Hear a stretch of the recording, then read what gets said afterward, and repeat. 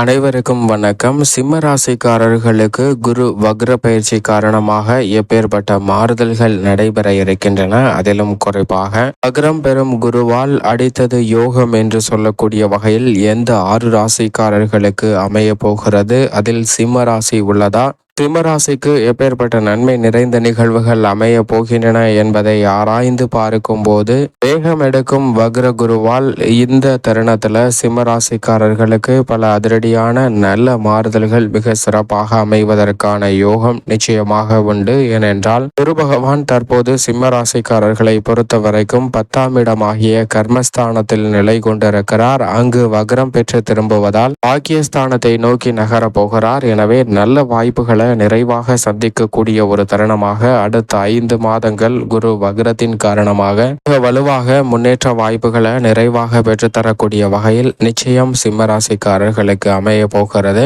பொதுவாக நவ கிரகங்களிலே முழு சுபகிரகமாக குரு பகவான் பார்க்கப்படுகிறார். வானியலின் அரசன், வானியலின் தலைவன் என்றும் அழைக்கப்படுகிறாருங்க. ஏனென்றால் அவரிடமிருந்து எந்த வகையான தோஷங்களோ பாதிப்போ நிச்சயமாக மனித வாழ்வில் ஏற்படாது என்பதால் தான் கிரகங்களுக்குமே தலைவனாகவும் முழு சுபகிரகமாகவும் பார்க்கப்படுகிறார். ஆனால் அதே சமயம் அவர் சஞ்சரிக்கக்கூடிய இடத்தை பொறுத்து அவரிடம் இருந்து கிடைக்க வேண்டிய நன்மைகளை தடைபடுத்துவதற்கான சூழ்நிலைகளை மற்ற கிரக நிலைகள் பலம் பெறும்போது அதற்கான சாத்தியக்கூறுகள் உண்டு என்பதை திட்டவட்டமாக உறுதிப்படுத்துகிறாருங்க. அந்த வகையில் பார்க்கும்போது சிம்மராசிக்காரர்களை பொறுத்த வரைக்கும் இந்த தருணத்தில் வக்ரம் பெறக்கூடிய குரு பகவான் ராசிக்கு சகாயமானவராகவும் ராசியின் அதிபதியான சூரியனின் நட்பு கிரகமாகவும் இருப்பதால் ஒரு சாதகமற்ற அமைப்பு என்று பொதுவாக சொல்லப்பட்டாலும் கூட அவர் சஞ்சரிக்கக்கூடிய இடம் கர்மஸ்தானம் என்பதால் அங்கு வக்ரம் பெறுவதால் நிறைந்த நன்மை உண்டு. இது மட்டுமல்லாது அக்டோபர் 15ஆம் தேதி முதல் வக்ரம் பெறக்கூடிய குரு பகவானின் அமைப்பால்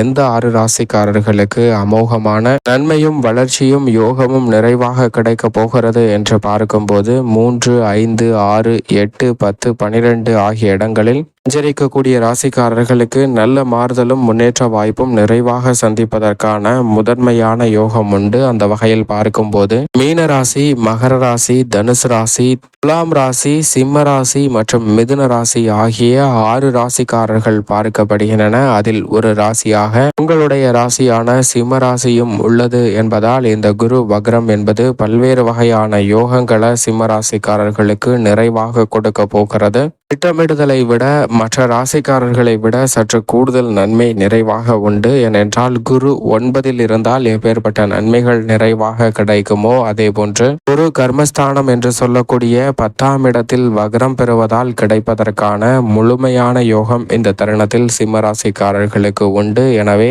சிம்மராசிக்காரர்கள் இந்த சந்தர்ப்பத்தை தவற விட்டுவிட வேண்டாம். சரியாக பயன்படுத்தி கொண்டால் பல்வேறு வகையான கடுமையான நெருக்கடிகள், போட்டிகள், சிரமங்கள், பொருளாதார ரீதியான சிக்கல்கள் போன்ற அனைத்தையும் தவிர்த்து சிம்மராசிக்காரர்கள் மிக சிறப்பான நன்மையும் முன்னேற்ற வாய்ப்பையும் விரைவாக சந்திப்பதற்கான முதன்மையான யோகம் கிடைக்கும் என்பதில் சந்தேகமே இல்லை என்பதை குரு பகவான் திட்டவட்டமாக உறுதிப்படுத்துகிறாருங்க. அதோடு மட்டுமல்லாது 5 மற்றும் 8ஆம் இடத்தின் அதிபதியாக இருக்கக்கூடிய குரு பகவான் 10ஆம் இடமாகிய கர்மஸ்தானத்தில் வக்ரம் பெறுவதால் தொழில் ரீதியாக சிறப்பான வளர்ச்சியை நிறைவாக சந்திப்பதற்கான யோகம் உண்டு. எந்த காரியத்தை கையில் எடுத்தாலும் வெற்றிகரமாக மாற்றிக்கொள்வதற்கான நல்ல வலுவான ஆற்றல் நிறைவாக கிடைக்கக்கூடிய ஒரு தருணமாக பார்க்கப்படுகிறது. அதோடு மட்டுமல்லாது குரு பார்க்கின் கோடி நன்மை என்று சொல்வார்கள். அப்படிப்பட்ட குருவின் சுப பார்வை மிகவும் வலுவாக 2, 4 மற்றும் 6 ஆகிய இடங்களில் சிம்மராசிக்காரர்களுக்கு பதிகிறது. வக்ரம் பெறக்கூடிய குரு பகவான் தனஸ்தானத்தை பார்ப்பதால்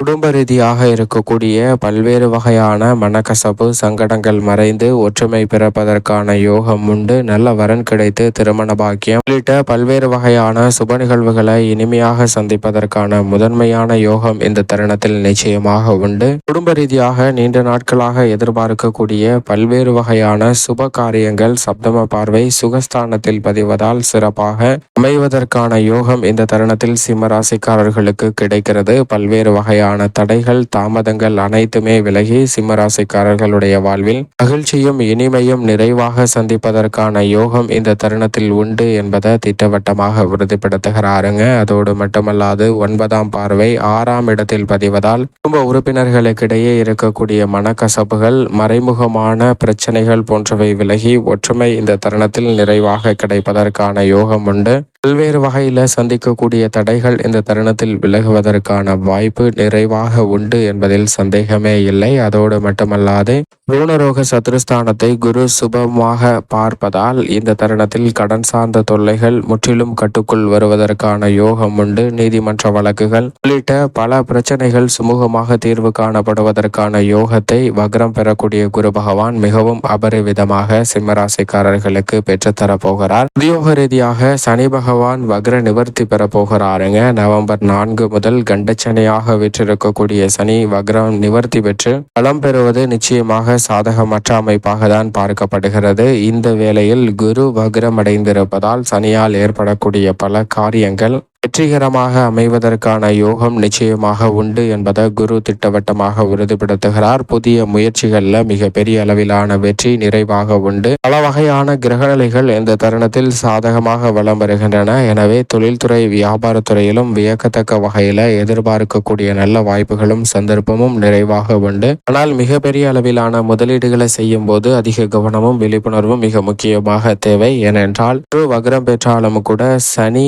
வக்ர நிவர்த்தி பெற்று கண்டச்சனியாக ஆட்சி பலம் பெறுகிறார். எனவே அனைத்திலும் முன்னெச்சரிக்கையுடன் தொழில்துறை வியாபாரத்துறை சார்ந்த பணிகளை அணுக வேண்டிய ஒரு தருணமாக அமைகிறது.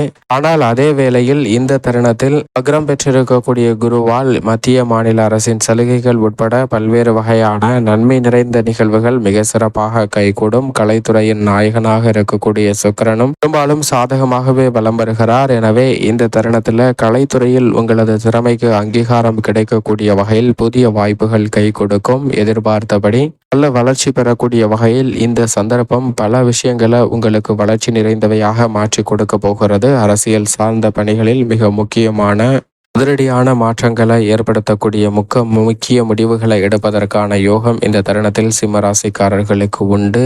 மக்கள் மத்தியில் நல்ல வரவேற்பும் செல்வாக்கு உயரக்கூடிய ஒரு தருணமாகவும் பார்க்கப்படுகிறது. மாணவர்களின் கல்வியில் சிறப்பான வளர்ச்சியும் உச்சபட்ச நன்மையும் நிறைவாக பெறுவதற்கான யோகம் இந்த தருணத்தில் வலுவாக உண்டு. மாணவர்களின் கல்வி ரீதியான பணிகளை பொறுத்தவரைக்கும் திட்டமிட்டதை விட சிறப்பான வளர்ச்சியை இந்த தருணத்தில் நிறைவாக சந்திப்பதற்கான யோகம் நிச்சயமாக சிம்மராசிக்காரர்களுக்கு உண்டு. விவசாயத்திற்கு தேவையான அடிப்படையான வசதிகள் மிக சிறப்பாக கைகூடும். புதிய விளைநிலங்கள் வாங்குவதற்கான யோகம் உண்டு. பழைய கடன்கள் அடைப்பதற்கான வழியும் கால்நடை வளர்ப்பில் நல்ல முன்னேற்றமும் நிறைவாக உண்டு. பெண்மணிகள் திட்டமிடக்கூடிய காரியங்கள் கைகூடும். மேலும் இந்த தருணத்தை சாதகமாக மாற்றிக்கொள்ள நிச்சயமாக சிம்ம ராசிக்காரர்கள் வாரத்தில் வியாழக்கிழமை விரதமிருந்து அருகாமையில் உள்ள குரு பகவான் அல்லது நவகிரக சன்னதி சென்று தீபமேற்றி வழிபாடு செய்யுங்கள். தங்கள் வாழ்வில் சந்திக்கக்கூடிய தடைகள் விலகி சுபிச்சமும் மகிழ்ச்சியும் நிறைவாக பெறுவதற்கான முதன்மையான யோகம் நிச்சயமாக கிடைக்கும் என்பதில் சந்தேகமே இல்லை. சிம்ம ராசிக்காரர்களுக்கு